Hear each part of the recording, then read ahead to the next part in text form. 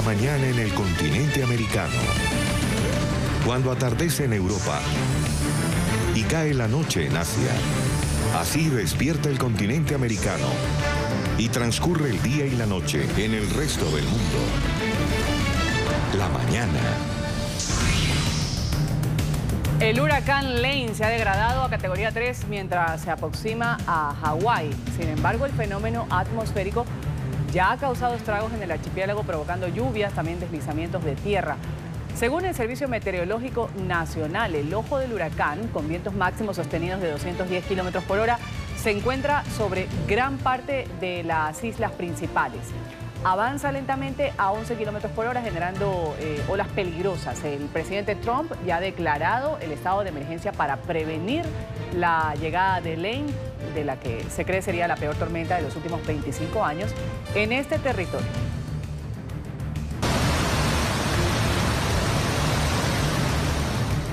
Buen viernes para todos en este 24 de agosto del 2018. Ruth del Salto los saluda. Voy a estar con ustedes estas 2 horas en la actualización de las noticias internacionales. Vamos a empezar con el terremoto que se ha registrado en Perú de magnitud 7.1. Sacudió esta madrugada una zona fronteriza, siendo exactos, entre Perú y Brasil.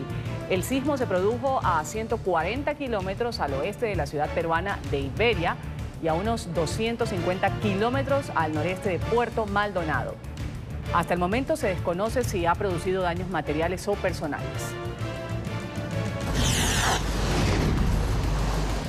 Y a la medianoche de este viernes ya entra en vigor el requisito de pasaporte para los venezolanos que ingresen a Perú.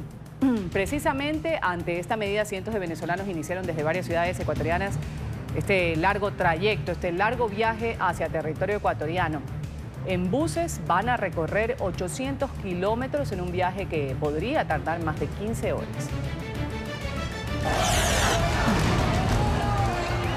Y una protesta convocada por la Confederación de Estudiantes en Chile ha terminado en enfrentamientos con los carabineros. La policía intentó dispersar la manifestación con agua, con gases lacrimógenos, mientras los estudiantes respondieron con piedras y palos. Los disturbios no dejaron heridos, pero un número indeterminado de detenidos sí. Los jóvenes rechazaban el Estatuto Laboral Juvenil, que ha sido impulsado por el gobierno de Piñera.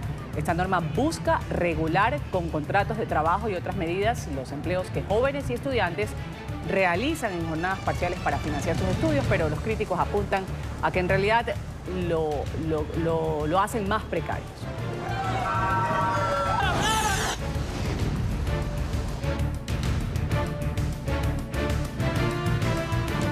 La oficina del médico forense de Iowa ha informado en las últimas horas que la joven Molly Tibbetts, presuntamente asesinada por un inmigrante indocumentado de origen mexicano, murió a causa de múltiples heridas punzantes. El sospechoso del crimen, que ha sido identificado como Cristian Baena Rivera, fue acusado de homicidio en primer grado, por lo que podría recibir una condena de prisión perpetua, sin derecho a libertad condicional. El cuerpo de esta joven, que estuvo desaparecida un mes, fue hallado esta semana en un campo de sembrado de maíz.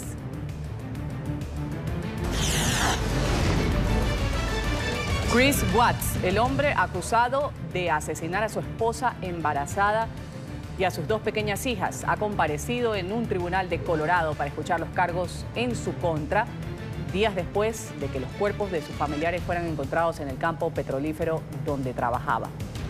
El sospechoso enfrenta 9 cargos por delitos graves, incluyendo 5 por asesinato, 3 más por manipulación de cuerpos y 1 por poner fin de una manera ilegal un embarazo. Estados Unidos eleva su alerta de viaje a México. A través de un comunicado, el Departamento de Estado ha emitido un aviso a los turistas sobre la presencia del crimen organizado en Cancún. Asimismo, lo hizo con Guerrero, Sinaloa, Michoacán, Tamaulipas.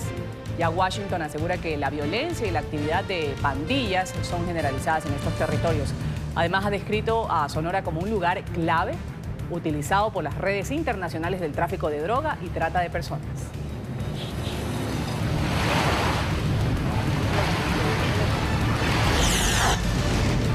David Pecker, el jefe de la empresa dueña del tabloide National Enquirer, ha obtenido inmunidad a cambio de colaborar con las autoridades en su investigación sobre los pagos que hizo el ex abogado de Donald Trump, Michael Cohen. a 2 mujeres que aseguran haber tenido amoríos con el hoy mandatario para silenciarlas. Según medios locales, Pecker, amigo personal del magnate y quien habría participado en la gestión de estos pagos, compartió con la justicia información de las transacciones, algunas de las cuales demostrarían que Trump sí sabía de estos pagos efectuados en plena campaña presidencial en el año 2016.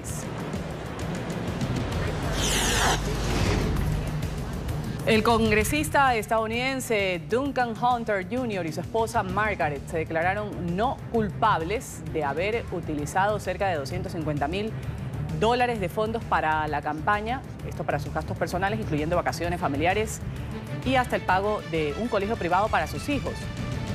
El legislador republicano que busca la reelección a su cargo en los comicios de medio término en noviembre se enfrenta junto a su esposa, quien manejaba los gastos de su campaña, a 60 cargos criminales. En una entrevista con la cadena Fox News ha calificado de falsas estas acusaciones.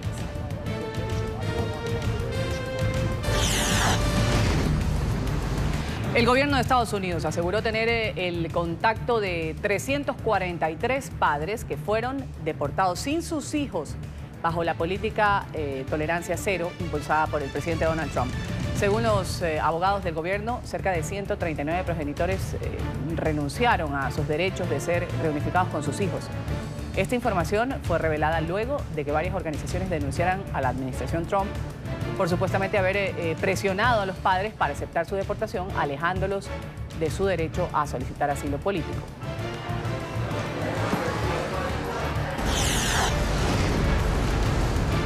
Cuenta regresiva en Irlanda para la primera visita de un papa en casi 40 años. En la recta final entraron los preparativos ya para recibir al Papa Francisco. Va a llegar al país en la mañana de este sábado para el Encuentro Mundial de Familias en medio de los escándalos por abuso sexual de sacerdotes católicos en varios países del mundo. El primer ministro irlandés, el primero abiertamente homosexual, ha dicho que va a hablar sobre esta agria polémica en su reunión mañana con el pontífice.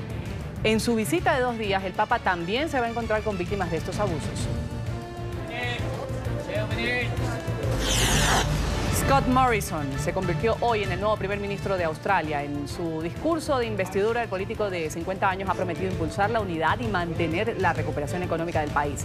La elección de Morrison tiene lugar en medio de una crisis de gobernabilidad que atraviesa esta nación en los años recientes. El mandatario va a anunciar la composición de su gobierno la próxima semana. Un tribunal de apelación en Corea del Sur ha aumentado 25 años de cárcel a la condena por corrupción contra la expresidenta de este país. Además, el tribunal le ha ordenado a la exmandataria cancelar una multa de $18 millones, más de los que le fueron impuestos en la sentencia inicial. Este fallo se registra 4 meses después de que la exmandataria fuera condenada a 24 años de prisión tras ser hallada culpable de 16 de 18 cargos de los que se le acusaba en relación con la trama conocida como la Rasputina.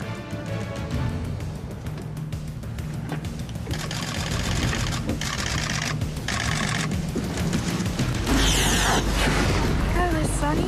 Oh, look at the papa. Oh, you got this. Y estas imágenes han sido captadas en Australia. En ellas se aprecia una ballena jorobada nadando con su cría en la bahía Flinders. Los cetáceos estuvieron por unos minutos muy cerca de una embarcación en la que viajaba un grupo de turistas que pudieron apreciar este espectáculo. Los animales fueron filmados, grabados con cámaras de teléfonos móviles por parte de los viajeros.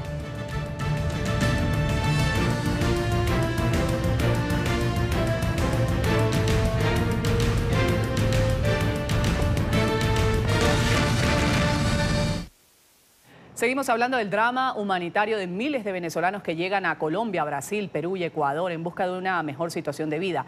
En los parques, en las calles, ellos descansan luego de días de caminata huyendo de la crisis en su país. Familias enteras que solo tienen un objetivo: darles un futuro mejor a sus hijos.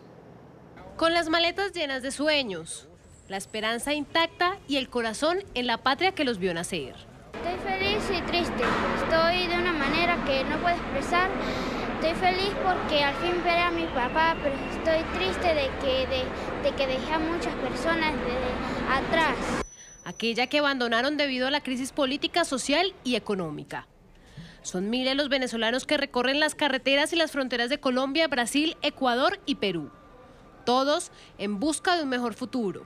Me vine para acá por la dura necesidad que estamos viviendo los venezolanos en Venezuela, por la crisis económica, buscando una mejor vida, para tener cómo ayudar a mi familia, a mis padres, que lo tengo enfermo con cáncer en el estómago. Como se sabe, no se encuentran medicamentos y se consiguen en un alto costo. En las esquinas vendiendo dulces, comida, lavando pisos o pequeños negocios, cada uno tiene una historia. Un objetivo que es más lejos con el endurecimiento de las políticas migratorias de los países vecinos. Este grupo de venezolanos recibió ayuda del gobierno ecuatoriano, que dispuso de al menos 6 buses para llevarlos hasta la frontera con Perú, antes del sábado, cuando las autoridades solo permitirán el ingreso a los ciudadanos que presenten su pasaporte. Las autoridades esperan en los pasos fronterizos el ingreso de más de 20.000 venezolanos en menos de 48 horas.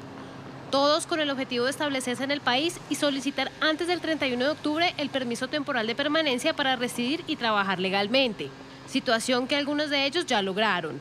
Reunirse con su familia y empezar de cero, pero unidos. Como David Pernía, quien hace un año migró a Perú, se estableció y logró llevarse a su familia. Decidimos, como él no podía regresar, decidimos que nosotros nos veníamos a estar con él. Casualmente, ayer cumplí un año de estar acá, de haberlo dejado en Venezuela a mis niños.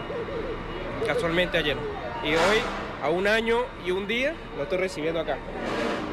Algunos sienten que les cierran las puertas, pero no se rinden frente a las adversidades. El canciller colombiano Carlos Holmes Trujillo ha anunciado que Naciones Unidas pondrá en marcha un mecanismo de respuesta a esta crisis humanitaria por la migración masiva de venezolanos, una estrategia de la que harán parte ACNUR y la Organización Internacional para las Migraciones.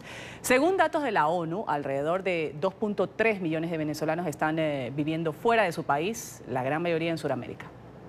Es una verdadera crisis humanitaria. Es un asunto de seguridad nacional, es un asunto que tiene que ver con los distintos sectores en nuestro país. Así catalogó el canciller colombiano el éxodo de venezolanos a ese territorio, también a Perú, Ecuador, Chile y Argentina, lo que afecta grandemente la economía de cada uno de ellos. Por esa razón estamos movilizando a la comunidad internacional, tanto desde el punto de vista regional como desde el punto de vista multilateral. Las relaciones entre ambos países no están en su mejor momento. Esta semana, el gobierno colombiano denunció la presencia no autorizada de 2 helicópteros y también militares venezolanos en la frontera de ese país. Fue catalogada como una violación a la soberanía de Colombia. Simplemente decir que todos los hechos confirman que se trató de una violación de la soberanía del territorio nacional y no voy a extenderme más en eso. Pero Venezuela dice que eso no es cierto. Es absolutamente cierto. Eso lo demuestran los hechos y el análisis que de la situación hicieron nuestras autoridades. El Tribunal Supremo de Justicia en el exilio ha pedido la apertura de una investigación contra el líder opositor Enrique Capriles en Venezuela por presuntamente estar involucrado con el caso Odebrecht. El exgobernador del estado Miranda aseguró que jamás firmó contratos con esa empresa brasileña. Allá en Caracas la información está con Oliver Fernández. Adelante, Oliver.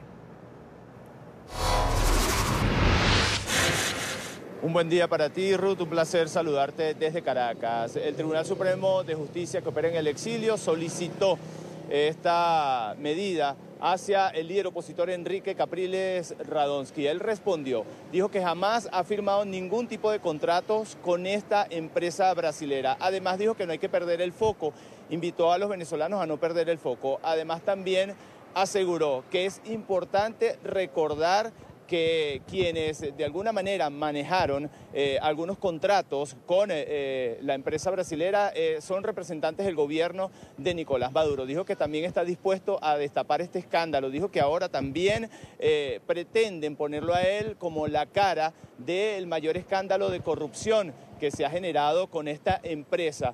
Además también aseguró que, bueno, que hay bastantes o muchos, de alguna manera, líderes también opositores que están dentro de los que fueron señalados que supuestamente tuvieron actos de corrupción con esta empresa y solamente se ha nombrado al nombre de Enrique Capriles Radonsky. Vamos a escucharlo. Vamos a echarle pierna sobre el tema de Odebrecht. Vamos pues, abramos este escándalo. Yo soy el primer interesado. O sea, ahora pretende convertirme a mí en la cara de otro de los grandes guisos. Este servidor que habla jamás ha firmado un contrato con Odebrecht. Nunca. Vale destacar también que el líder opositor venezolano continúa supuestamente trabajando por los venezolanos. Ha dicho que es importante recordar que también se ha mandado a investigar con Luisa Ortega Díaz, el Ministerio Público, que también opera en el exilio. También ha asegurado que en algún momento habrá que investigar también a la doctora Luisa Ortega Díaz. La información que nosotros podemos aportar a esta hora desde Caracas. Volvemos con ustedes a la mañana de NTN 24. Gracias a Oliver por ese reporte desde Venezuela. Hablamos de diputados que van a pasar un examen en México. Un nuevo sistema va a evaluar la transparencia y desempeño a través de estas pruebas. La Cámara de Diputados va a exhibir a los legisladores que trabajan y a los que no cumplen con sus obligaciones. Ya en Ciudad de México está David Romero con el reporte. David, un buen día. Gracias, muy buen día, te saludo con gusto desde la Ciudad de México. Pues la Cámara de Diputados está implementando el primer sistema de evaluación a todos sus integrantes. Este sistema tiene como objetivo acercar más a la ciudadanía y que tengan información de primera mano de cómo están trabajando los legisladores mexicanos. La información en el siguiente reporte. La actual Cámara de Diputados modificó su reglamento interno para poder contar con un instrumento de evaluación legislativa, con la intención de medir el desempeño de cada diputado. Estrechar el vínculo con los ciudadanos, porque el ciudadano va a poder tener acceso a la hoja de calificación de cada diputado. Mejores prácticas parlamentarias y, sin duda, la contribución a la consolidación de la democracia. Este sistema es único en el país y con él México se suma a un grupo de naciones que cuentan con una evaluación de sus legisladores. En muchos de nuestros países miembros existen sistemas similares, por mencionar algunos, en Chile, en Suiza, en Suecia, en el Reino Unido, en Francia y en el mismo Parlamento Europeo. Este sistema se empezará a utilizar por la siguiente legislatura, que inicia el 1 de septiembre, así que será una herencia incómoda para los nuevos legisladores. Hacer un llamado desde la sociedad civil también a la siguiente legislatura, a los siguientes diputados, a que se pongan las pilas y en práctica y luego hacer la evaluación de cada una de sus actividades. La evaluación que realiza el sistema considera las iniciativas presentadas, sus participaciones, contacto con la ciudadanía y en México uno de los puntos más importantes es la asistencia de los legisladores a su trabajo, por lo que a partir de que inicie su funcionamiento, todos los ciudadanos podrán seguir el desempeño de sus legisladores. Bueno, y México así se integra a un grupo selecto de países que cuenta con un sistema de evaluación digital cercano a toda la población que tenga acceso a Internet. La intención, que este sistema se difunda por todos los congresos locales y también a la Cámara de Senadores. Es la información que tenemos desde Ciudad de México. Regresamos con ustedes a nuestros estudios. David, gracias por ese reporte. La costumbre de agosto en Bolivia, durante este mes se han llevado a cabo diferentes actividades, rituales y ceremonias con motivo de la celebración a la Madre Tierra. Esta es una costumbre ancestral que consiste en agradecer a la naturaleza o a la Pachamama las metas alcanzadas. Paola Cuentas desde La Paz tiene el reporte. Paola, un buen día. Buen día, amigos de NTN 24. Esta es una de las tradiciones bolivianas. El mes de agosto es mes de la Madre Tierra.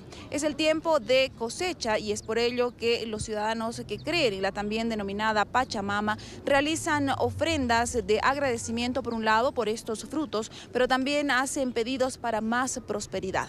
Es así que en la Cámara de Diputados las autoridades también se pronunciaron con respecto al mes de la Madre Tierra. Los diputados han realizado el armado de mesas, como se llama, liderizados por los amautas, que son aquellos que llevan a cabo estas ceremonias. Hay dos mesas, uno que representa el pedido de la suerte y otro que representa la abundancia que nos ha dado, pero ahí no puede faltar también la sagrada hoja de coca, el alcohol para chayar. Así como el ser humano, también la Pachamama necesita comer, alimentarse de algo para seguir dándonos todo lo que tiene y seguir dándonos ese pensamiento de respetarnos entre los seres vivos que habitamos en esta noble tierra. Esta ofrenda que estamos haciendo es el contacto con la Madre Tierra, agradeciendo de toda la alimentación que nos ha dado para vivir bien, pero además agradeciendo sobre todo de la sabiduría y la energía que nos ha dado, y finalmente agradecer a la Pachamama no solamente de lo que nos ha dado, sino hay que seguir pidiendo que no falte alimento, que haya abundancia y que nos siga iluminando el camino, porque esto también es dar valor a la identidad cultural, es más que todo dar valor a los saberes ancestrales. Para atraer suerte, para ahuyentar mala vibra en diferentes negocios, domicilios, oficinas, se llevan a cabo estas ofrendas durante todo el mes de agosto, desde el primer día, y continuará hasta el viernes 31 de este mes. Con la información retorno al Centro Internacional de Noticias. Buen día. Buen día, Paola. Buen viernes. Nosotros retornamos después de esta pequeña pausa comercial. Vamos a hablar sobre un estudio que señala a Miami como una de las ciudades con mayor población de mosquitos en Estados Unidos.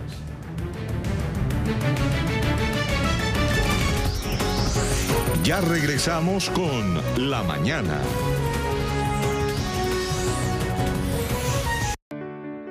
Me dio muy duro dejar a mi familia. Pensar en ellos es lo que me impulsa a seguir. Yo sigo adelante buscando mi futuro, porque sé que un día voy a volver a casa a disfrutar a mi familia. Hoy trabajo feliz y gracias al programa Colombianos en el Exterior de Colpensiones, puedo aportar para mi pensión a través del pago en línea, desde cualquier lugar del mundo y a cualquier hora. Ya no tengo que ir a ningún lado ni pagar costos adicionales. Di no a la depilación dolorosa y a la cera. Di no a los cortes e irritación del afeitado. Y di no a los costosos tratamientos para eliminar el vello que lastiman tu piel y tu bolsillo. Ahora, obtén resultados duraderos con una depilación sin dolor en tu propio hogar con Nono. No es una cuchilla, no es un láser, es Nono Pro. Imagina no tener que afeitarte nunca más. Nono Pro cristaliza y depila el vello no deseado. Depila más vello y sin dolor. Verás que Nono Pro es perfecta para tratar el vello no deseado de tu rostro, de tus piernas y de tus brazos para una piel más suave. Me he hecho de todo, blanqueamiento, pulido, hasta me he afeitado. Pero para mí, Nono es un milagro. Elimina el vello facial, elimina el vello en tus brazos y piernas. Obtén resultados duraderos con Nono. Nono Pro es segura y eficaz para todos los colores de vello y tipos de piel. Tengo que conseguir una ahora mismo. Absolutamente. Los tratamientos profesionales de depilación suelen ser dolorosos y costosos, pero con Nono Pro ahorrarás una fortuna en depilaciones dolorosas y costosas. Con su pantalla LCD y 3 niveles diferentes de tratamiento, tienes unos resultados de larga duración y sin dolor en tu hogar.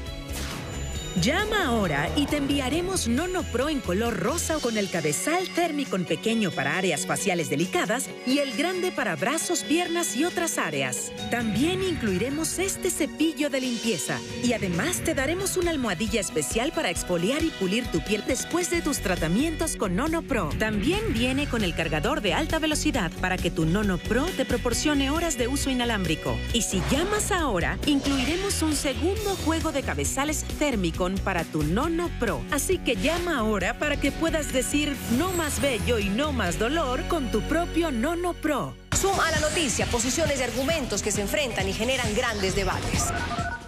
Vea en Planeta Gente.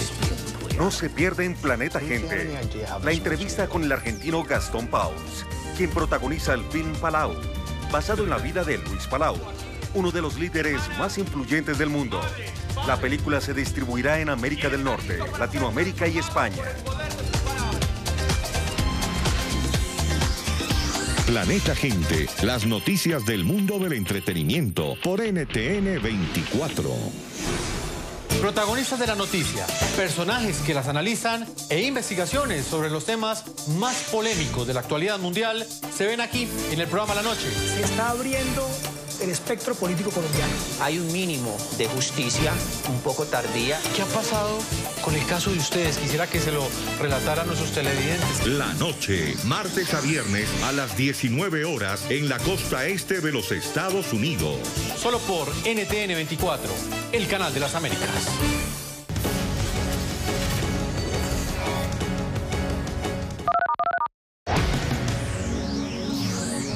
Estamos presentando La Mañana. A continuación, Club de Prensa. Más adelante, titulares de la hora. ¿Cansada de las pesadas ollas a vapor? ¿De los sartenes que se pegan y se queman fácilmente? ¿De las ollas que tardan horas en cocinar alimentos? Presentamos Dual Grill, el ayudante de cocina que hornea, frita, asa y cocina al vapor. Hace las veces de un sartén, de una olla a vapor, de un asador y de un horno. 4 funciones en una. Su diseño dual le permite cocinar por ambos lados, con un sistema magnético de sellado hermético que genera ondas de calor internas, haciendo que sus comidas se cocinen homogéneamente, manteniendo el sabor y aroma natural de los alimentos. Y gracias a sus propiedades antiadherentes, todo se desliza y nada se pega. Úsala como sartén para freír y preparar tus alimentos favoritos. Gracias a su material que combina el titanio y la cerámica, cocinarás fácilmente. Y mira esto, por los dos lados. No tienes que voltear los alimentos, simplemente das vuelta al sartén y listo. Con Homicide Dual solo pongo los productos que quiero, unas papitas, pollito y lo que quiera, y simplemente lo pongo a cocinar, cierro y listo. Le doy la vuelta y ya está cocinado por los dos lados. Es súper fácil. Dual Grill también hace las veces de una olla a vapor. Incluso puedes cocinar sin aceite. Simplemente pones dentro todos los ingredientes, sellas y listo. No tengo que echar tanta grasa, tanta manteca, tanta margarina, no, nada. Simplemente el filete de pollo, el filete de carne o simplemente las verduras sin nada de grasa se me van a cocinar. ¿Cuánto te costaría un sartén antiadherente, una olla a vapor, un asador y un horno? Hoy puedes reemplazar los 4 en un solo producto con Dual Grill, disponible por un increíble precio. Pero espera, llama ya y te entregaremos completamente gratis este espectacular set de cuchillos de cerámica, ideal para cortar fácilmente todo tipo de alimentos, carnes, frutas, verduras. No 1 ni 2, sino 3 cuchillos en 3 tamaños diferentes, gratis, completamente gratis con tu orden. No esperes más, llama ya. Agéndate todos los martes para probar lo que más te gusta con Martes Visa. 30% de descuento en restaurantes seleccionados todo el día. Conoce más en visa.com.co/martesvisa. Continuamos con La Mañana. Vamos a continuar con el programa. Se queda en prisión Mark David Chapman, el hombre que hace 38 años asesinó al ícono del rock, a John Lennon, ha fracasado en su 10º intento por obtener la libertad condicional luego de que las autoridades penitenciarias de Nueva York denegaran su solicitud. El sujeto, que hoy tiene 63, lleva casi 4 décadas en la cárcel tras declararse culpable de asesinato. En 1980, Chapman le disparó a Lennon en las puertas de su residencia en la Gran Manzana. Por este crimen fue condenado a una cadena perpetua. Para mí, en una relación casi perfecta, en mi vida, en mi momento, estabas dispuesta cuando estabas... Asesinaron a un rapero en México. Fabián Romero, de 32 años, intentó defender a una mujer que estaba siendo víctima de un robo.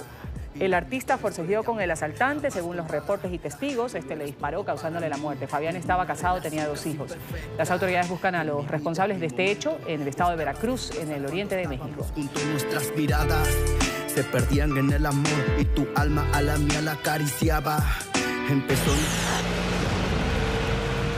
Cientos de personas han sido evacuadas de sus hogares debido a un incendio forestal al sur de Berlín, la capital de Alemania. 600 bomberos trabajan para extinguir las llamas que consumieron gran parte de un bosque aledaño a un sector residencial. Las autoridades alertaron sobre el peligro de explosiones por munición de la Segunda Guerra Mundial en un área de conflagración.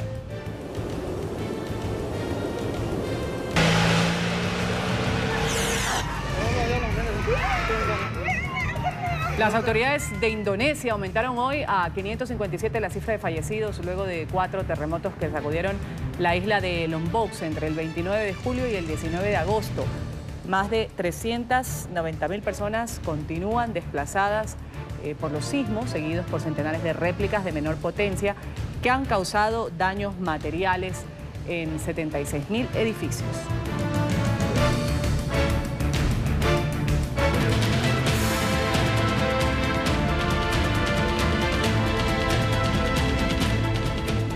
Sigue la disputa comercial entre Estados Unidos y China. Ambos países se atacaron otra vez con la imposición de nuevos aranceles. Las medidas económicas se producen pese a que delegaciones de estas dos naciones potencias están en plena negociación.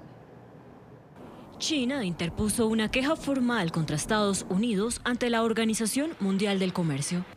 La decisión fue tomada luego de que entrara en vigor el nuevo esquema de aranceles de Washington en contra del gigante asiático. En total, 279 productos chinos fueron afectados con el nuevo gravamen, entre ellos aceites, tubos de plástico flexibles y motores de aire acondicionado. Los nuevos impuestos llegan a un valor de $16.000 millones. Inmediatamente después de que la medida entrara en vigencia, el gobierno chino contraatacó con la misma estrategia. Aplicó el 25% de aranceles a los productos que importa desde Estados Unidos, también por un valor de $16.000 millones. Para salvaguardar el sistema de comercio multilateral y los derechos e intereses legítimos de China, hemos tomado las contramedidas necesarias. Pese a la tensión, la administración de Xi Jinping señaló que espera llegar a un acuerdo con el gobierno de Donald Trump. Esperamos que Estados Unidos pueda encontrar un punto intermedio con China y que con la actitud racional y pragmática trabaje consistentemente con China hacia un buen resultado. Este es el segundo paquete de aranceles de Washington hacia Pekín, luego de que el pasado mes de julio Trump impusiera gravámenes a los bienes chinos por un valor de $34.000 millones. Trump asegura que solo revertiría los impuestos si China modifica sus prácticas de propiedad intelectual, programas de subsidio industrial y si compra más productos estadounidenses. China, por su parte, califica las medidas de proteccionistas, injustas y perjudiciales principalmente para los consumidores. El secretario de Estado de Estados Unidos, Mike Pompeo, ha nombrado a un enviado especial para la nueva visita diplomática de su país a Corea del Norte. Stephen Biegun fue diplomático designado por el gobierno estadounidense con el objetivo de avanzar en este propósito de lograr la completa desnuclearización de la península coreana. Desde Washington, Emiliana Molina tiene el reporte ya. Emiliana. Buenos días. La intención de este viaje por parte del secretario de Estado Mike Pompeo y Stephen Biegun es para continuar el esfuerzo de Washington de lograr una solución diplomática que disminuya las tensiones bilaterales. La próxima semana Pompeo tiene intenciones de continuar con las negociaciones iniciadas por el mandatario estadounidense Donald Trump y el líder norcoreano Kim Jong-un en la cumbre que mantuvieron el 12 de junio en Singapur. El Departamento de Estado ya ha hecho un trabajo excelente al implementar y sostener la campaña de presión y lograr la primera reunión entre líderes en Singapur y creando el campo para que Corea del Norte sea responsable a las promesas que ha hecho. Pero el presidente ha creado una apertura y es una que debemos tomar, aprovechando cada oportunidad posible para realizar la visión de un futuro pacífico para el pueblo de Corea del Norte. Esto empieza con la denuclearización final y completamente verificable de Corea del Norte, que ya ha sido aprobada por el presidente Kim Jong-un. El viaje de Pompeo a Corea del Norte la próxima semana supondrá la cuarta visita del secretario de Estado al país asiático desde el pasado mes de abril. Desde Washington, Emiliana Molina, regreso al Centro Internacional de Noticias. Emiliana, gracias. Un buen viernes para ti. Arrestan en Ecuador a un hombre que dice ser dueño de Facebook, el estadounidense Paul Seglia. Pasó casi 3 años y medio como fugitivo después de ser acusado de intentar defraudar al fundador de Facebook, a Mark Zuckerberg. Violeta Bastardo tiene el reporte. Adelante, Violeta. Muy buenos días. Paul Seglia, de 45 años, había huido en el 2015 junto a su esposa, sus 2 hijos y también su perro. Fue apresado en las últimas horas en Quito, Ecuador. Y los problemas con Mark Zuckerberg datan desde el 2010, cuando Seglia lo llevó a la corte. alegando que él le había dado un dinero en el 2003 para ser propietario cuando Facebook tuviera sus frutos. Entonces un juez desestimó dicha demanda diciendo y alegando el juez que había falsificación de documentos y también de correos electrónicos. Inmediatamente entonces el propietario de Facebook entabló una demanda en su contra. 2 meses antes del juicio, Glesia huyó hacia ese país, hacia Ecuador. Se prevé que en las próximas horas las autoridades lo extraditen aquí a la ciudad de Nueva York. Con esta información desde Manhattan, Nueva York, Violeta Bastardo, regreso con ustedes.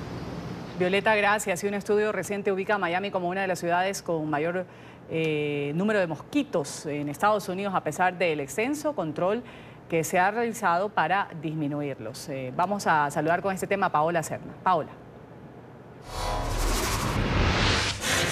Hola, ¿qué tal? Muy buenos días. La compañía Terminix, dedicada al exterminio de plagas, dio a conocer un informe en el cual ubica a Miami en el puesto número 11 como una de las ciudades donde más mosquitos o zancudos se encuentran. Son muchos los factores por los cuales las ciudades tienen básicamente o se encuentran afectadas por este tipo de insectos. La Organización Mundial de la Salud ha determinado que el mosquito o zancudo es el animal más letal del mundo y es por eso que es el generador de muchas enfermedades como el Zika, como el dengue, como la malaria, entre otras. Hay muchas cosas que las personas pueden hacer para evitar la propagación de estos insectos, de los mosquitos o zancudos. La principal es evitar que hayan objetos que puedan contener agua, ya que es justamente el lugar donde más se reproducen los mosquitos. Se calcula que tan solo en una pequeña tapita de jugos o gaseosas, una hembra puede incluso poner hasta 100 huevos. En cuestión de 2 semanas, una hembra puede llegar a poner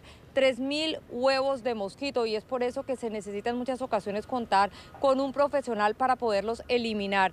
En este informe dado a conocer por Terminix, el primer puesto en Estados Unidos donde más mosquitos o zancudos hay es Dallas, seguido por Nueva York, y en la tercera posición se encuentra Washington. Las autoridades del sur de la Florida han batallado durante años para controlar a los mosquitos. En algunas ocasiones ha logrado tener las suficientes entidades a cargo y los fondos disponibles para controlarlos. Sin embargo, se han presentado casos en años recientes donde muchas enfermedades, incluyendo el Zika, se han propagado rápidamente y es por eso que siempre se hace un llamado a la comunidad para que colabore y evite los contenedores o cualquier lugar donde pueda acumularse el agua. En la información que se genera de Miami, soy Paola Serna. Continúen con más desde nuestros estudios centrales. Buen día. Buen día, Paola. En Miami hay escasez de cocineros y meseros en Los Ángeles. La política tolerancia cero, esta política antimigrante que mantiene separadas a cientos de familias, habría puesto en problemas a los dueños de restaurantes. Mauricio Cárdenas con las historias desde California. Adelante, Mauricio. Muy buenos días para todos ustedes. Esta es una crisis que venía llegando poco a poco a las grandes ciudades. Ya se ha visto en la parte rural, donde escasean los trabajadores del campo por obvias razones, las redadas, los problemas migratorios, pero ahora en ciudades como Los Ángeles escasean los cocineros y sobre todo los empleados de restaurantes. Es muy común ver diferentes tipos de avisos o letreros en los restaurantes donde se dice que se necesita personal y especialmente cocineros. Nosotros hablamos con el dueño de un restaurante y también con una abogada que nos explicó que ahora es más difícil para los dueños de restaurantes darle los papeles o ayudarles con su proceso migratorio a los empleados. Y bueno, en realidad el problema no es que vengan empleados o no vengan, el problema es que sí andan buscando trabajo, el problema es que sí hay trabajo también, pero el problema es que no se quedan, el problema es que cuando son jovencitos quieren las cosas muy fáciles y ganar bastante dinero.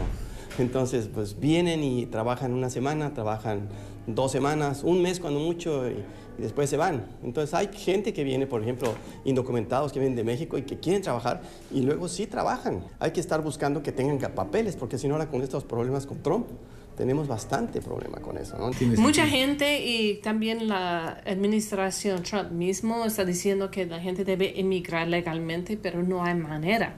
Ese es el problema. Necesitamos la reactivación de la sección 245I y las personas sí pueden emigrar por su patrón, estableciendo que hay una necesidad, que no hay competencia con ciudadanos o con otras personas que tienen papeles.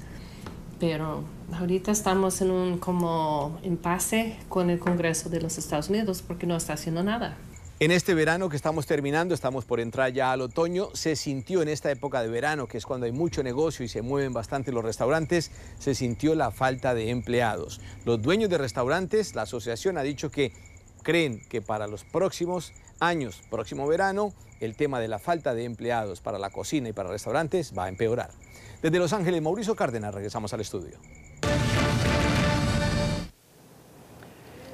Y cada vez más venezolanas desesperadas están recurriendo al oficio de la prostitución en Colombia. Un reportaje del semanario The Economist publicado en Estados Unidos ha alertado sobre la oleada de mujeres provenientes de grandes urbanizaciones de Venezuela que llegan a ciudades de Colombia en busca de un ingreso, esto ante la falta de oportunidades en su país de origen. Las autoridades colombianas en estos últimos días han desmantelado poderosas organizaciones, redes de prostitución en Cartagena. La más reciente fue descubierta el fin de semana. En estos operativos rescataron a 49 mujeres entre colombianas y venezolanas. Y este crudo informe del que citamos de The Economist señala que miles de mujeres están cruzando la frontera para ofrecer sus servicios sexuales, buscando escapar un poco de la realidad social que atraviesa Venezuela, pobreza y hambre, producto del régimen de Nicolás Maduro. Saludamos a esta hora a Alejandra Requena Ramírez, una joven venezolana de 19 años de edad. Dejó su país para venir a Colombia en búsqueda de mejores días, también recabar un poco de dinero para enviar a su familia en Venezuela. Gracias, Alejandra. Un buen día. Buen día, ¿cómo estás? Alejandra, ¿qué oficio encontró en Colombia? Pues muy pocas oportunidades se me presentaron acá en Colombia y pues gracias a eso, a raíz de eso fue que empecé a trabajar la prostitución acá en Colombia, porque muy pocos los trabajos que le dan a los venezolanos porque no tenemos papeles o fácilmente no nos los quieren dar. Ahora, una trabajadora sexual venezolana en Colombia, según los reportes, puede ganar en una hora el equivalente al salario mínimo de un mes en territorio que es controlado por el régimen de Nicolás Maduro. ¿Cómo ha sido la experiencia para usted? Usted tiene 19 años, según información, dejó la universidad para venir a trabajar y a poder mandar dinero a su familia. Sí, sí, es verdad. Podemos, o sea, en realidad sí podemos ganar súper bien. Pero, o sea, lo que se manda en realidad para Venezuela es equivalente más o menos a un año de salario mínimo en Venezuela, pero en realidad no alcanza para nada. Y pues, o sea, es tan increíble la situación que estamos viendo ahorita porque las cosas que dicen que nos tienen esclavas acá ni nada por el estilo, eso no es cierto, que tienen menores de edad y eso tampoco. Nosotros estamos aquí por nuestra propia voluntad, porque necesitamos, porque tenemos familia en Venezuela que en realidad necesitan de nuestro apoyo y lo hacemos porque en realidad pensamos en nuestra familia, no por nada más. Ahora, usted cuénteme un poco la experiencia, porque empezó esta entrevista diciéndome que era muy difícil quizás dedicarse a otro oficio por el hecho de no tener papeles. ¿Cuál es la situación? Porque ya tratamos hace un momento este drama humano de miles de venezolanos que están cruzando a Colombia, pasan por Ecuador, van a Perú. De hecho, ahora se les va a pedir un documento un poco más riguroso, como un pasaporte, para poderlos dejar ingresar a estos países. ¿Cómo o cuán dura es la situación, particularmente la suya, cuando llegó a territorio colombiano? ¿Cómo fue? Pues yo duré 2 días durmiendo en la calle porque en realidad no conseguía trabajo. Y donde iba pedía trabajo, me decían que no tenía, o que no querían venezolano, o sea, una discriminación muy increíble. O si te dan trabajo, no te pagan ni el sueldo mínimo. Te pagan la mitad del sueldo mínimo porque eres venezolano. Eso sí es explotación al venezolano. Eso sí digo yo que es explotación. Porque ni un colombiano vive con un sueldo mínimo acá en Colombia. Vas a vivir tú con medio sueldo mínimo. O sea, eso sí es explotación y discriminación del venezolano. Ahora, Alejandra, para miles de mujeres que cruzan la frontera buscando proveer quizás un sustento para sus familias, estos pesos colombianos tienen un verdadero valor que le permite cubrir ciertos rubros. En su caso, por ejemplo, ¿qué rubros le permite cubrir en su país natal y a quién ayuda? Pues yo ayudo a mi mamá, yo, mi hermana de 15, mis 2 hermanos más menores, mi sobrino y mi sobrino. Y sí, o sea, sí, he podido ayudarlos bastante y ayudarlos mucho, pues, en realidad que sí. ¿Qué le gustaría, Alejandra, a usted? ¿Quedarse acá en Colombia? ¿Cómo visualiza sus próximos meses, su futuro quizás? No, pues en realidad no me gustaría quedarme en Colombia porque mi país es mi país. Y pues gracias a la discriminación que nos han dado en Colombia, no me gustaría quedarme acá, porque en realidad cuando los colombianos fueron a Venezuela no se les hizo sí se les discriminó, porque no lo miento, pero no igual. Vamos a agradecer a que ha estado en la mañana de NTN 24, Alejandra Requena, una joven venezolana de 19 años, que ha tenido que recurrir a la prostitución en Cartagena, Colombia, según nos ha contado, para obtener dinero, enviarlo a su familia en Venezuela, precisamente por esta crisis que vive en su país. Muchas gracias por estar con nosotros, Alejandra, un buen día. De nada, que tengan feliz día. Tratamos ahora otros temas. Google ha bloqueado canales de YouTube y otras cuentas también debido a una campaña de desinformación vinculada a Irán, luego de movimientos similares de Facebook y Twitter. La compañía es el más reciente gran actor tecnológico en contrarrestar campañas de desinformación procedentes de Rusia e Irán, que tienen el presunto objetivo de sembrar confusión y discordia entre los votantes estadounidenses ante las elecciones legislativas de noviembre. Google bloqueó unos 39 canales de YouTube que acumulaban un total de 13.466 vistas en Estados Unidos. La tecnológica indicó el jueves que trabaja con la firma de seguridad digital Farai, que vinculó las cuentas a IRIB, radio y televisión estatal iraní, y las asoció con una operación de desinformación que remontaba al menos a enero de 2017. Otras 13 cuentas fueron desarticuladas en la red Blogger y 13 más en Google+. Medidas de seguridad similares han sido adoptadas por las compañías Facebook y Twitter para contrarrestar campañas de desinformación oriundas de Rusia e Irán, con el presunto objetivo de sembrar la confusión entre los votantes estadounidenses antes de las elecciones legislativas de noviembre. En un comunicado, la empresa también dijo que bloqueó los ataques patrocinados por gobiernos en los cuales se enviaban mensajes engañosos a los usuarios de su servicio gratuito de correo para recabar información como sus contraseñas. Como evidencia, en la investigación surgieron números de teléfono, información sobre registros de sitio web y promoción de contenido en sintonía con intereses políticos iraníes, según el informe de Farai. Vamos a hacer un corte comercial y enseguida vamos a hablar sobre la felicidad. Cómo aprender a disfrutar de ese estado de ánimo. Tenemos a un experto, a una persona que se dedica a dar cátedra sobre la felicidad.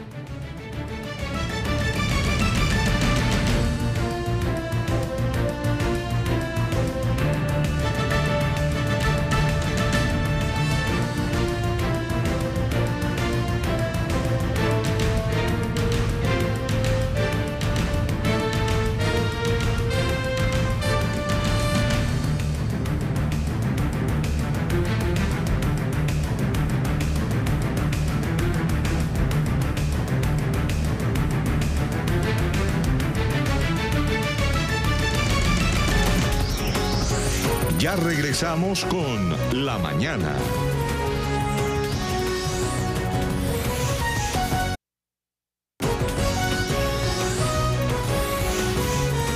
Continuamos con La Mañana. El huracán Lane se ha degradado a categoría 3 mientras se aproxima a Hawái. Sin embargo, este fenómeno atmosférico ya ha causado estragos en el archipiélago, provocando lluvias, también deslizamientos de tierra. El Servicio Meteorológico Nacional ha dicho que el ojo del huracán, con vientos máximos sostenidos de 210 kilómetros por hora, ya se encuentra sobre gran parte de las islas principales. Avanza lentamente, generando olas peligrosas. El presidente Trump ha declarado el estado de emergencia para prevenir La llegada de Lane, de la que se habla, podría ser la peor tormenta de los últimos 25 años en este territorio.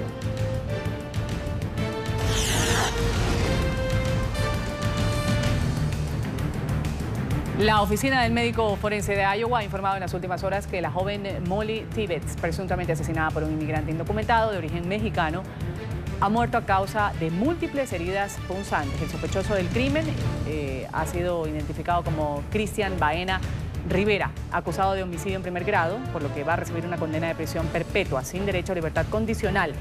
El cuerpo de esta joven, que estuvo desaparecida un mes, ha sido hallado esta semana en un campo de sembrado de maíz.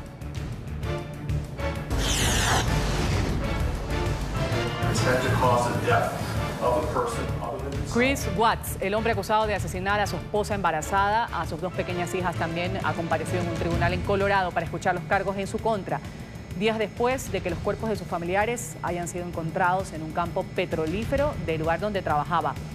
Este sospechoso enfrenta 9 cargos por delitos graves, incluyendo 5 por asesinato, 3 más por manipulación de cuerpos y 1 por poner fin de manera ilegal a un embarazo.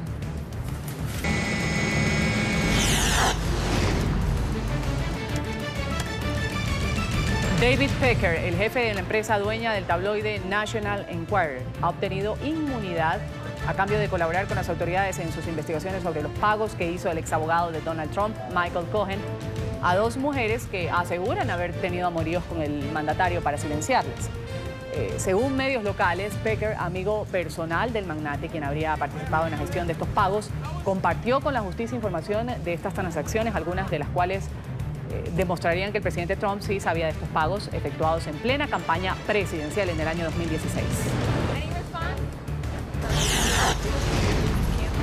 El congresista estadounidense Duncan Hunter y su esposa Margaret se declararon no culpables de haber utilizado cerca de $250.000 de fondos de campaña para sus gastos personales, incluyendo vacaciones familiares y el pago de un colegio privado para sus hijos. El legislador republicano, que busca la reelección de su cargo en los comicios de término medio en noviembre, se enfrenta junto a su esposa, quien manejaba los gastos de su campaña, a 60 cargos criminales. Esta fue una entrevista con la cadena Fox News en donde calificó de falsas estas acusaciones. El gobierno de Estados Unidos aseguró tener contacto ya de 343 padres que fueron deportados sin sus hijos bajo la política de tolerancia cero impulsada por el presidente Donald Trump. Según los abogados del gobierno, cerca de 139 progenitores renunciaron a su derecho de ser unificados o reunificados con sus hijos. Esta información ha sido revelada luego de que varias organizaciones denunciaran a la administración Trump por supuestamente haber presionado a los padres para aceptar su deportación, alejándolos de su derecho a solicitar asilo político. Un terremoto de magnitud 7.1 sacudió esta madrugada una zona fronteriza entre Perú y Brasil. El sismo se produjo a 140 kilómetros al oeste de la ciudad peruana de Iberia y unos 250 kilómetros al noreste de Puerto Maldonado.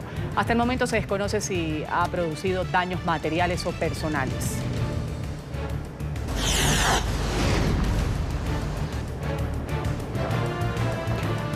A la medianoche o la medianoche del día de hoy ya entrará en vigor el requisito de pasaporte a los venezolanos que entren a Perú. Precisamente ante esta medida, cientos de venezolanos iniciaron desde varias ciudades ecuatorianas este largo viaje a territorio peruano. En varios buses van a recorrer 800 kilómetros en un viaje que podría tardar más de 15 horas. Estados Unidos eleva su alerta de viaje a México. A través de un comunicado, el Departamento de Estado emitió un aviso a los turistas sobre la presencia del crimen organizado en Cancún. Asimismo lo hizo con Guerrero, Sinaloa, Michoacán, Tamaulipas. La capital estadounidense asegura que la violencia y la actividad de pandillas o de grupos criminales en estos territorios ha sido generalizada y ha ido en crecimiento. Además, describió a Sonora como un lugar clave utilizado por redes internacionales de tráfico de droga y trata de personas.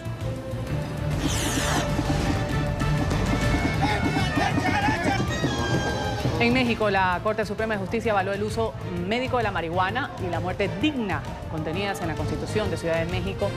Va a entrar en vigor el próximo 17 de septiembre. Según la mayoría de los magistrados, esta iniciativa será implementada de forma acorde con la ley en respuesta a la impugnación que había hecho la Procuraduría General de la República.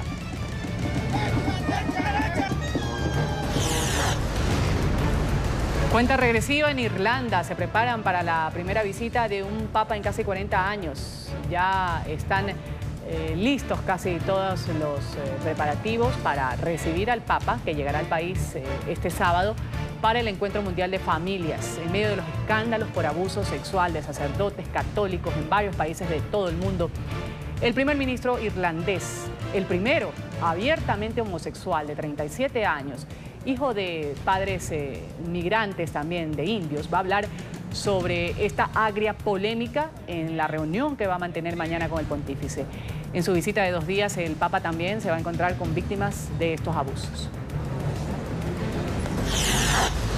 Scott Morrison se ha convertido hoy en el nuevo primer ministro de Australia. En su discurso de investidura, el político de 50 años ha prometido impulsar la unidad, mantener también la recuperación económica del país.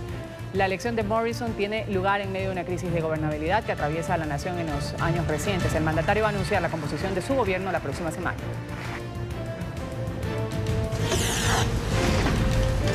Un tribunal de apelación de Corea del Sur ha aumentado 25 años de cárcel la condena por corrupción contra la expresidenta Park Geun-hye. Además, el tribunal le ha ordenado a la exmandataria cancelar una multa de $18 millones adicionales a los que se le fueron impuestos en la sentencia inicial.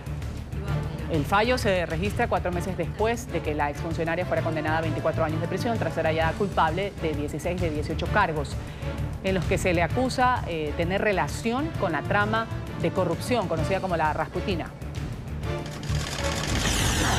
Otro tifón golpea a Japón. El fenómeno meteorológico Cimarron deja al menos 3 heridos, 60 vuelos cancelados. También graves alteraciones en el transporte en el oeste del archipiélago. La tormenta pasa por la misma zona afectada el mes pasado por las lluvias torrenciales que dejaron 200 muertos. Las autoridades mantienen la alerta elevada.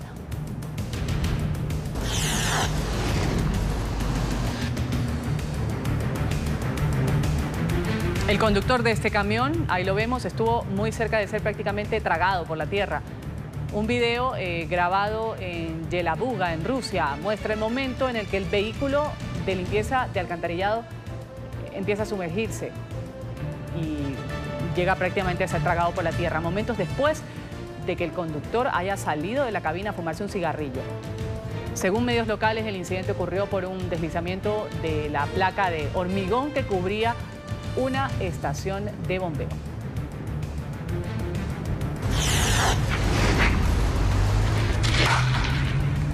Bueno, hoy vemos al presidente electo de México, Andrés Manuel López Obrador, en un momento de esparcimiento, en medio de las arduas jornadas de empalme con el actual gobierno. El futuro mandatario que va a asumir el poder en diciembre próximo se ha tomado un día de descanso aprovechado para jugar béisbol. Estas imágenes han sido compartidas en las redes sociales del presidente entrante.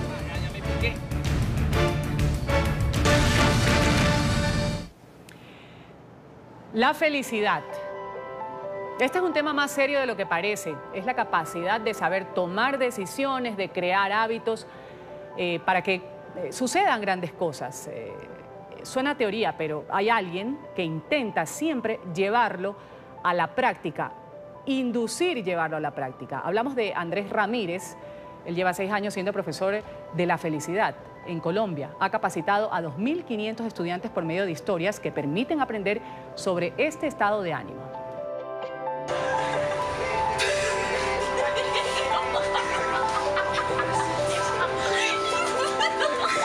La felicidad no es un tema light y Andrés Ramírez, el primer profesor de esta materia en Colombia, da fe de ello. Creo que nuestro modelo educativo entrega información, pero nunca extrae sabiduría. Ramírez cree que con las herramientas correctas, toda persona puede ser feliz.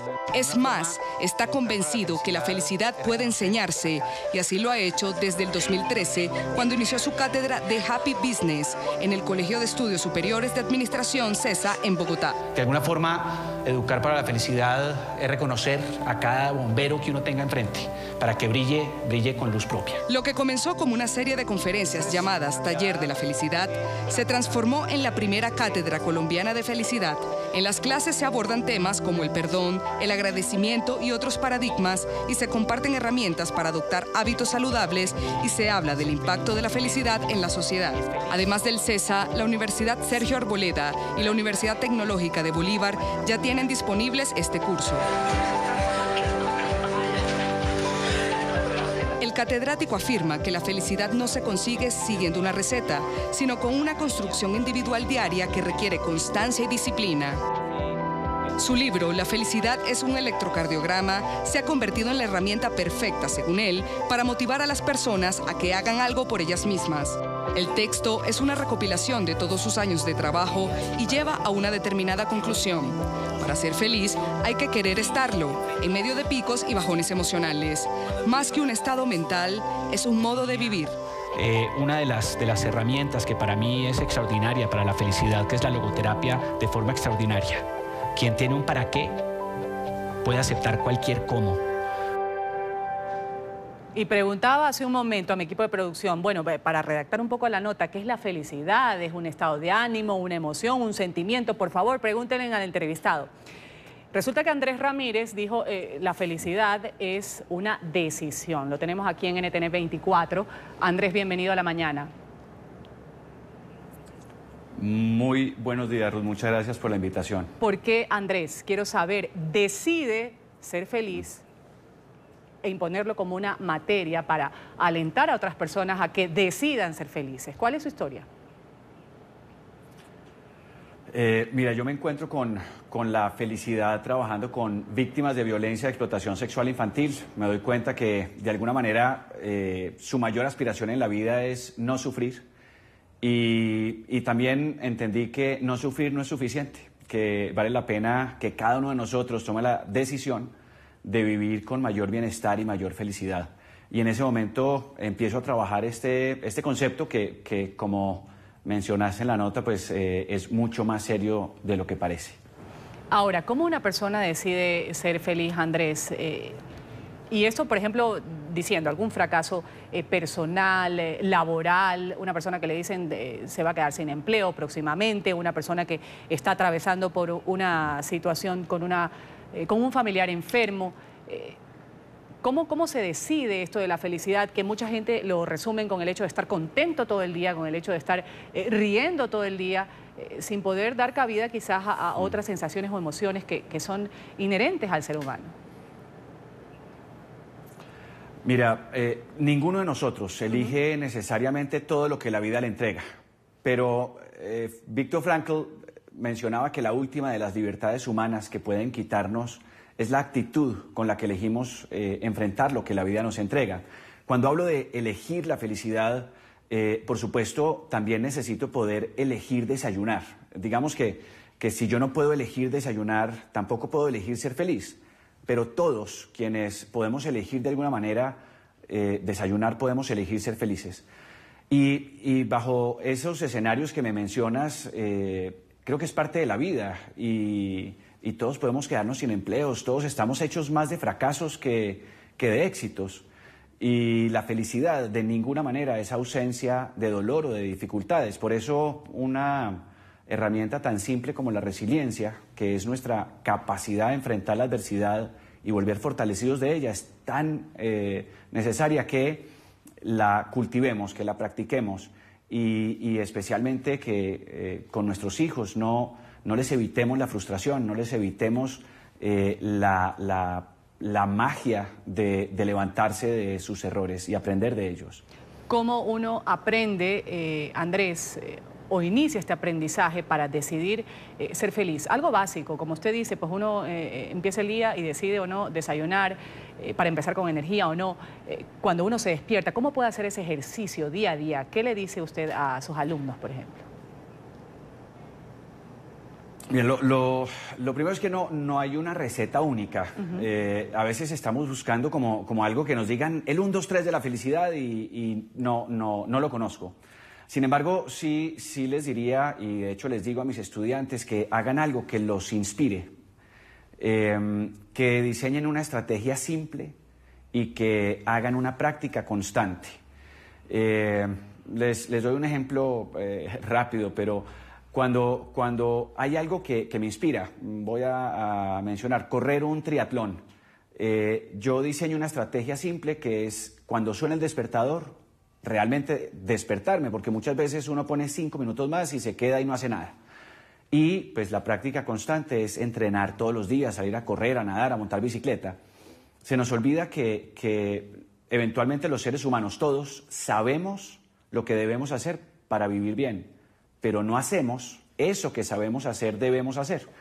Los seres humanos no actuamos desde la responsabilidad de asumir mi vida y la corresponsabilidad de mi relación con los demás. Somos muy livianos y queremos actuar más desde lo que yo quiero, desde lo que yo puedo, pero no desde lo que yo debo hacer y debo hacer para vivir bien. Ahora, también, Andrés, se mencionan en muchas teorías y muchas personas que son pro felicidad, pro mejor bienestar, mejor situación para poder vivir en paz o en tranquilidad. Mencionan el agradecimiento y el perdón como dos herramientas fundamentales para que una persona pueda avanzar en este proceso y estar tranquilo y estar en paz. ¿Cómo se empieza con eso? Porque estamos hechos de orgullo, estamos hechos de muchas situaciones que son adversas a eso de lo que usted hablaba al principio. Mira, yo creo que eso nos lo muestra, por ejemplo, un escritor escribió sobre la ambivalencia poética de una cicatriz que nos muestra que ahí hubo dolor, pero también ahí algo sanó. Eso es lo que es de alguna manera una cicatriz y lo que es también una muestra de la vida. Yo creo que todos estamos más hechos de adversidad que de éxito. Cuando cada uno de nosotros es capaz de agradecer algo, agradecer que estamos vivos, agradecer que la yema del huevo llegó como más me gusta, agradecer que llueve o que hace sol, agradecer. Vivimos con un modo frente a la vida distinto y no estoy diciendo que desconozcamos la realidad. Si está lloviendo, yo no puedo decir, no está lloviendo, no, está lloviendo y saquemos un paraguas, porque de alguna manera es como un optimismo realista, no una ilusión sobre algo que no existe. Y cuando hablamos de perdón, el perdón de alguna manera nos libera de vivir en el pasado. Cuando Mandela, por ejemplo, decía que el odio, el rencor y el resentimiento es como yo tomarme un veneno para que otro se muera. Y el perdón es esa herramienta que nos invita a dejar de vivir en el pasado para además disfrutar del presente. Los seres humanos tenemos una capacidad enorme con nuestra mente de vivir en el pasado o en el futuro y nos perdemos del presente. Con 3 cifras muy rápidas, muy locas de alguna manera, de lo que sucede en nuestra mente. El 70% de lo que imaginamos nunca sucede. El 80% de nuestros pensamientos son negativos y el 90% de nuestros miedos son inventados, no son reales. Y con esa locura en nuestra mente, que es además donde generamos y lo que hace que sintamos, pues creo que vale la pena también entrenar la mente y pues la pregunta sería de qué estamos alimentando nuestra mente. Estamos teniendo disciplina, constancia, dedicación para llenarnos de pensamientos más positivos, nuevamente sin desconocer la realidad. Pero hay gente que le dicen, qué día tan hermoso, y dice, pero eso es picante, eso es de lluvia. Hay gente que vive amargada, hay gente que ve lo malo en todo, y no se trata necesariamente de desconocer la realidad, de no enfrentar los problemas, o de no ver lo que verdaderamente está mal en un lugar, pero sí con una actitud completamente distinta. Claro, no solo de las condiciones, sino de la actitud, como usted lo dice, como lo decía también Frida Kahlo, este cuadro que tiene justamente atrás usted de esta figura que fue bastante conocida, que tiene muchas frases impactantes también. Gracias por esta teoría, gracias por estar con nosotros, Andrés Ramírez, esta teoría que puede ser puesta en práctica. Profesor de la felicidad, el primero en Colombia, gracias por estos minutos. A ustedes, muchas gracias. Buen viernes. Vamos a continuar con más del programa.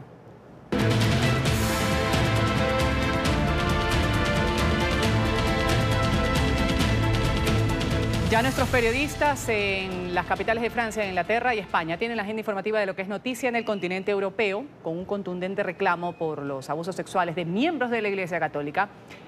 Justamente este fin de semana el Papa Francisco visita Irlanda, el país más católico de Europa, que va de la mano de un primer ministro que es abiertamente homosexual, que va a hablar sobre este y otros temas, sobre el abuso sexual, sobre la homosexualidad y otras cosas. Vamos a saludar a Juan Carlos Bejarano, quien tiene el reporte desde Londres. Juan Carlos.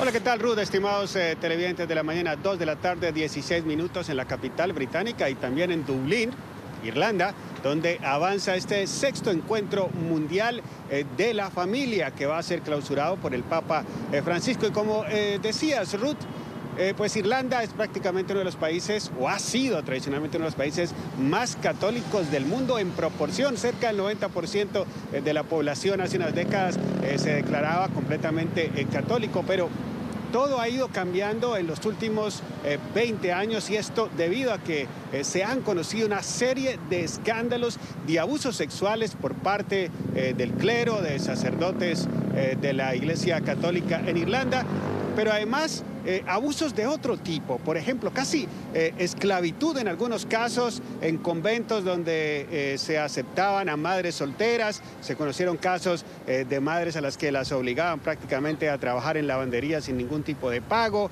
se les vendieron sus hijos, en fin, una cantidad de abusos que ha llevado a que la Iglesia Católica en Irlanda haya perdido popularidad.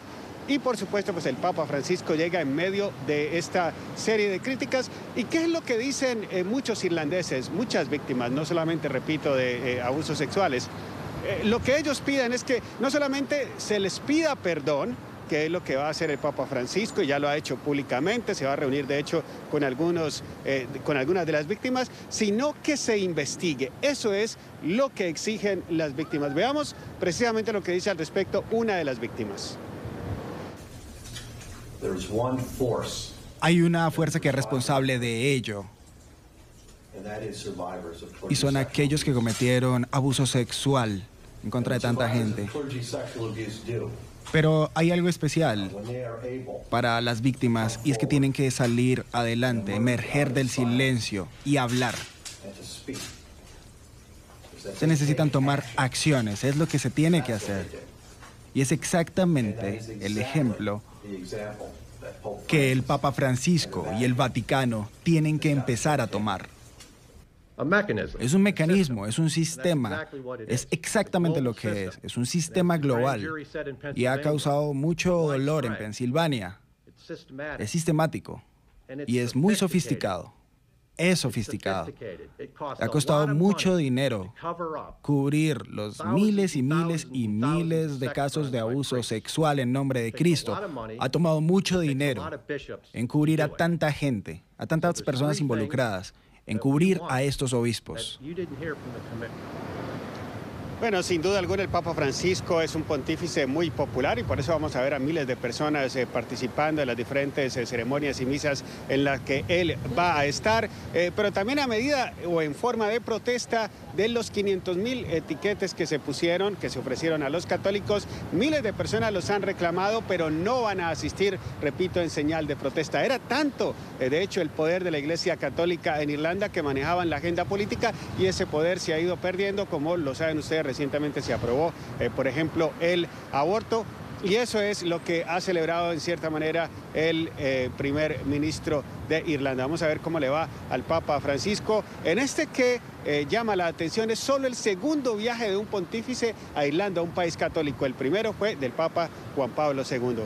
Estaremos muy pendientes de esta noticia. Despedimos Londres. Regresamos a los estudios de la mañana. Adelante.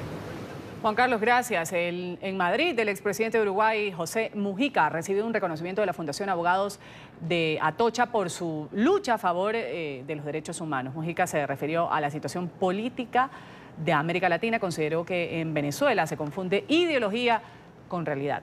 Marcelo Moncayo nos tiene el reporte. Marcelo, un buen viernes para ti. Hola, ¿qué tal? Un cordial saludo para todos ustedes en la mañana, amigos televidentes. De este día, desde la capital española, el expresidente del Uruguay, José Mujica, se refirió a la situación que se vive en varios países de América Latina. El expresidente considera que están sucediendo cosas que demuestran lo que no hay que hacer. Habló de Venezuela, en donde cree que se confunde la realidad. Los venezolanos Creo que han confundido deseos con realidad y rompieron el mecanismo de su propia economía sin tener capacidad de poderlo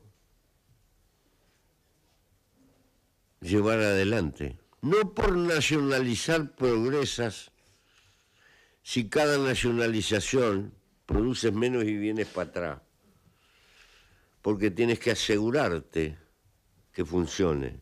Habrá que aprender de los propios errores. Y yo no soy de los que le echa toda la culpa al imperialismo y todo lo demás. No, no, no, los errores nuestros son nuestros. Y creo que no hay otro sentido.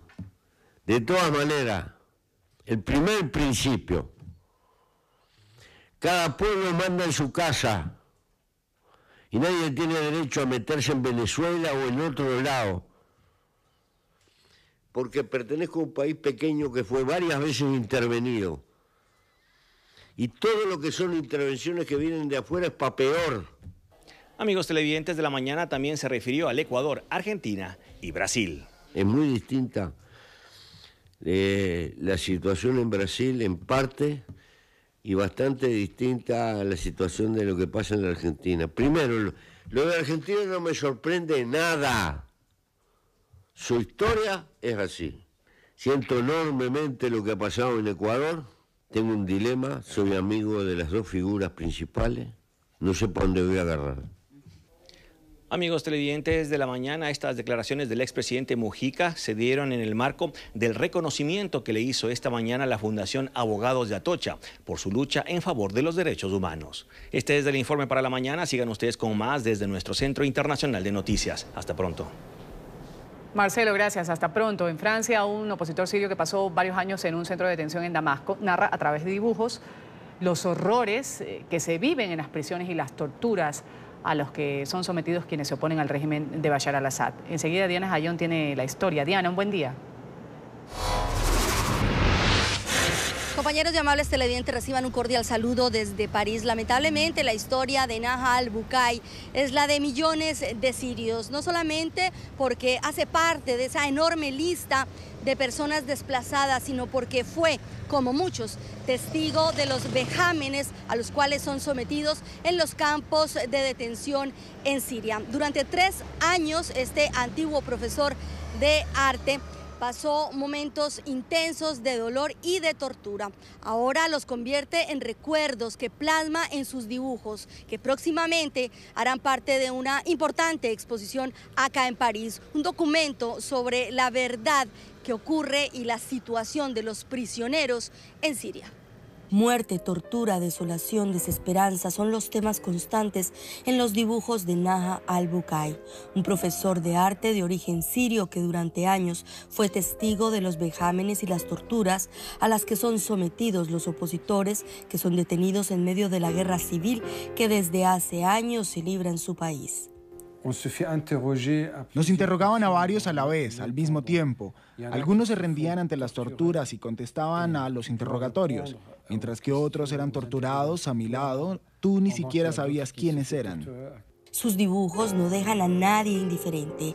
Los trazos fuertes y las sombras se conjugan para dar forma al horror y al espanto del centro de detención 227, donde Naha padeció durante varios años. Seguir dibujando es no querer rendirse, no querer abandonar las armas. Tengo la impresión que si yo dibujara ahora solo ramos de flores o lindos paisajes que nos hacen soñar, sería como dejar las armas. Aquello que se ve en sus dibujos no se puede llamar un modo de vida, sino una manera de morir. Una que es lenta, desesperante y dolorosa. Pero es justamente con estos dibujos que Nahar, quien logró escapar hace 3 años de ese horror, espera poder despertar la compasión y llamar la atención de todo aquel que los vea. Naha no quiere que la guerra que aún se libra en su país sea olvidada y mucho menos el intenso dolor de quienes aún están detenidos, condenados, sin saberlo, a una muerte en vida. En la información, compañeros, que registramos a esta hora desde París. Continúen ustedes con más información en la mañana de NTN 24. Diana, agradeciéndote y lo haremos luego de este corte comercial. Continúan las denuncias de ataque a la prensa en Nicaragua. Con esto volvemos luego del corte.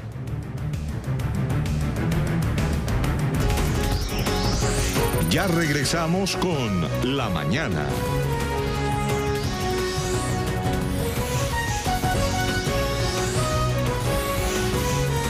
Continuamos con La Mañana.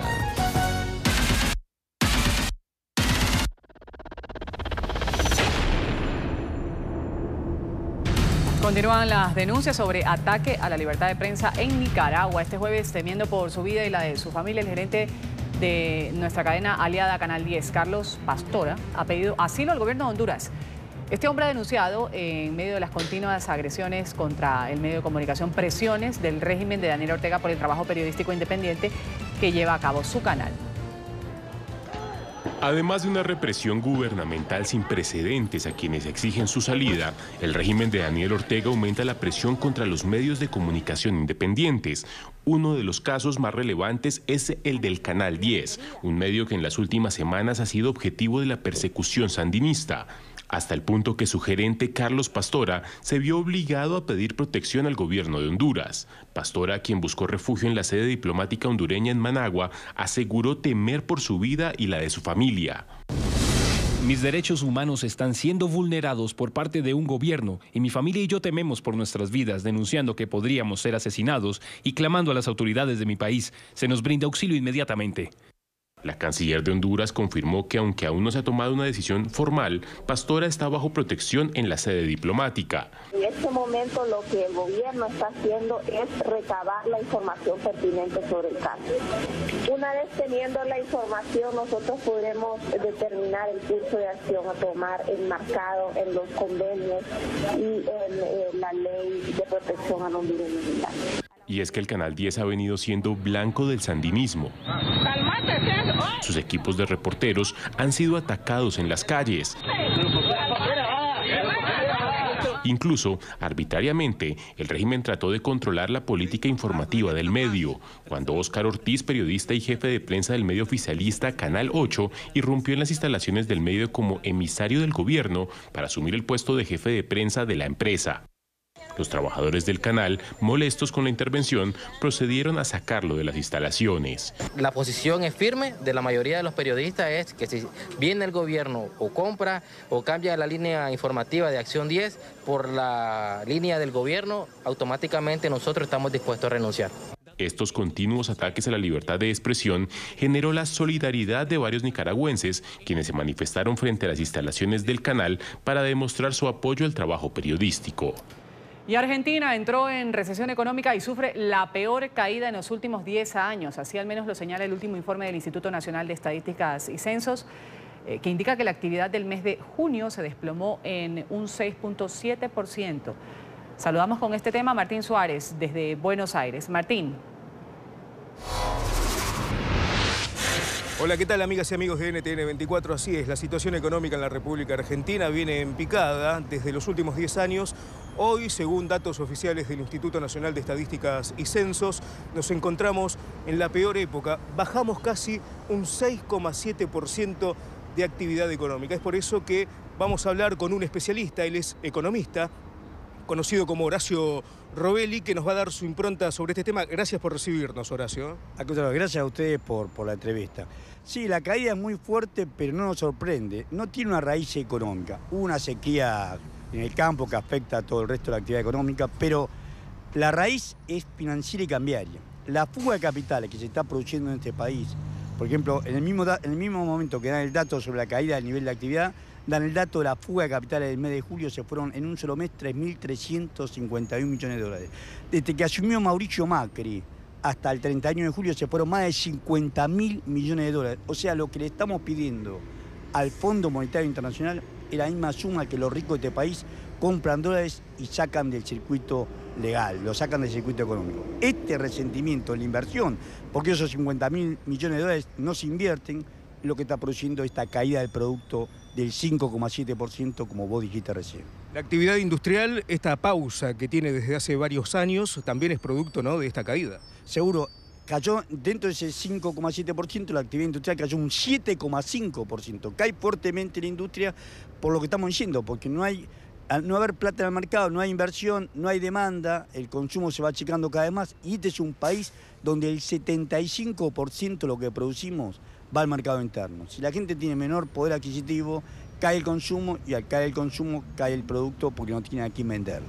En una entrevista radial en la tarde de ayer, el presidente Mauricio Macri dijo en serio que esto es producto de los cuadernos de la coimas, como se está instalando en Argentina este tema en agenda, ¿no? La caída, fíjate que los datos que estamos manejando nosotros son correspondientes al mes de junio, al primer semestre de este año, y lo del cuaderno salió ahora en el mes de agosto. Es una tanta mentira que nos tiene acostumbrado el que es presidente actualmente de la Argentina. Es una mentira. Los cuadernos, por supuesto, van a afectar más, porque encima van a afectar a la credibilidad pública, a la obra pública, porque las mismas empresas que están acusadas de esconder dinero o de pagar coimas para hacerse licitaciones son las principales empresas constructoras de Argentina. Esto va a resentir, pero no hacia el pasado, va a resentir aún más hacia el futuro. Entramos en un camino, estamos en medio de una recesión, estos datos económicos nos están demostrando que estamos en medio de una recesión económica. Una recesión económica siempre sabés cuándo entrás, pero nunca sabes ni cuándo ni cómo salís. Y esta es la situación en que nos encontramos. Horacio Robelli, muchas gracias. Gracias a ustedes. Ahí escuchamos entonces la palabra del economista Horacio Robelli, que nos daba su impronta sobre la situación actual económica y esta caída del 6,7% en la República Argentina. Esto fue todo desde aquí. Continuamos con ustedes desde el Centro Internacional de Noticias. Hasta luego. Hasta luego, Martín. Gracias por ese reporte desde Argentina. En enfrentamientos con la policía ha terminado una nueva marcha estudiantil en Chile. Los jóvenes se movilizaron por el centro de Santiago para manifestar su rechazo al proyecto de ley sobre el Estatuto Laboral Juvenil. Según dicen, afecta los ingresos de aquellos que necesitan trabajar para poder costearse sus estudios. El tema lo tiene enseguida desde Santiago Juan Pablo Monsalve.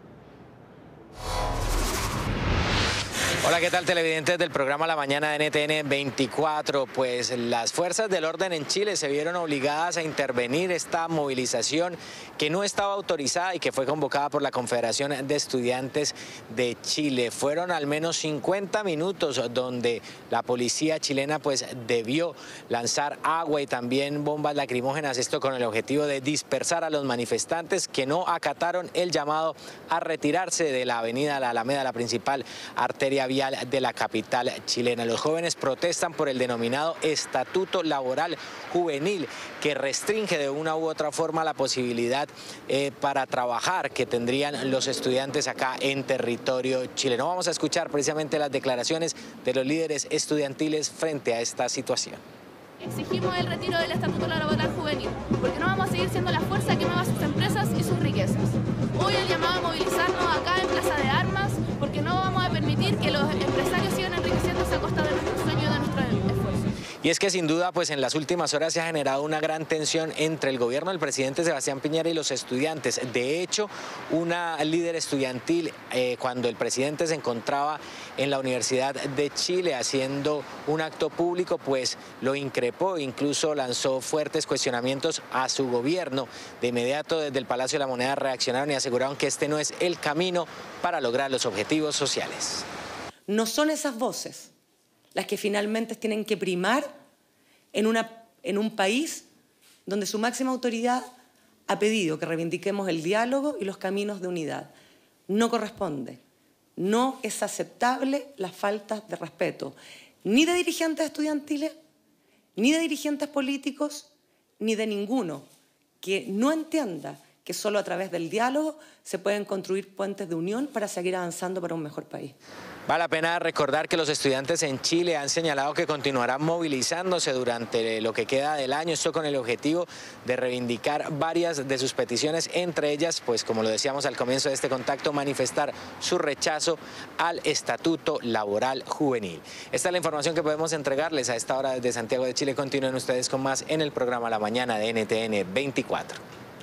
Gracias a Juan Pablo por ese reporte. La compañía taiwanesa Asus ha lanzado sus nuevos teléfonos que vienen a cubrir los segmentos más populares del mercado, enfocados en las nuevas tendencias de estilo para jóvenes y adultos. Su producto insignia, el Zenfone 5Z, llega a las tiendas con grandes características. Nuestro enviado especial a Sao Paulo, Juan Camilo Ricaute, tiene enseguida el reporte. Juan Camilo. Hola, los saludo desde Sao Paulo, en Brasil. Estamos aquí en la avenida Paulista, una de las principales vías de esta ciudad. donde fue lanzado el nuevo teléfono del gigante taiwanés de la tecnología Asus. Se trata del Zenfone 5Z, un teléfono con grandes especificaciones, con un muy buen desempeño, con nuevo diseño, con una gran pantalla que va a llegar muy pronto a los mercados de Colombia, de Chile y de Brasil. En el siguiente informe les contamos un poco más de este equipo que va a entrar a competir directamente con los grandes buques insignia del mercado.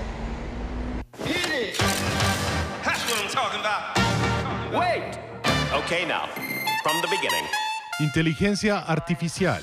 Esta es la apuesta de Asus para su nueva línea de móviles que acaba de lanzar en América Latina. Su joya de la corona es el Zenfone 5Z, ya considerado competencia directa del iPhone X o el Samsung Galaxy S9.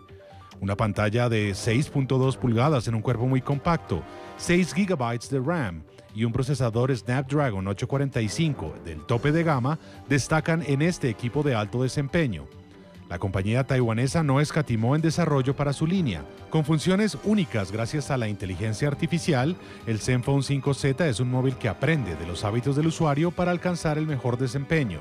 Por ejemplo, tenemos AI Charge, que te ayuda a proteger tu carga, tu batería, y te da hasta 2 veces más de carga, manteniendo la batería siempre en niveles saludables y cargándola, por ejemplo, cuando tú te vas a acostar en las noches, él va entendiendo tu comportamiento, a qué hora te acuestas, a qué hora te vas a levantar. Además, su cámara dual es capaz de reconocer hasta 16 escenas diferentes, para así tomar las mejores fotografías. Tenemos el último sensor de Sony IMX363, que es un sensor de 12 megapíxeles con lente con apertura 1.8, que es bastante luminoso, hasta 5 veces más luminoso que los sensores tradicionales. Tiene píxeles grandes de 1.4 micras. El cuerpo del Asus Zenfone 5Z conserva el vidrio en la parte trasera y el metal para el chasis, lo que lo hace un teléfono resistente.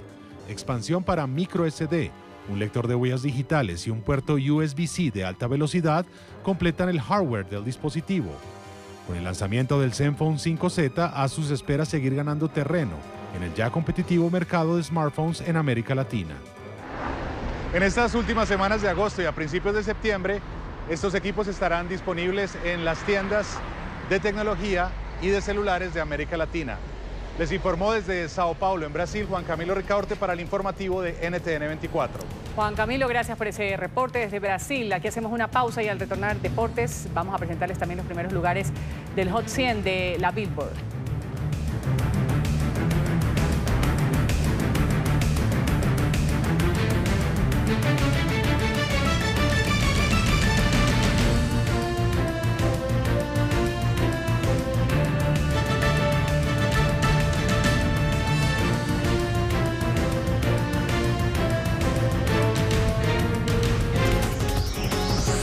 Ya regresamos con La Mañana.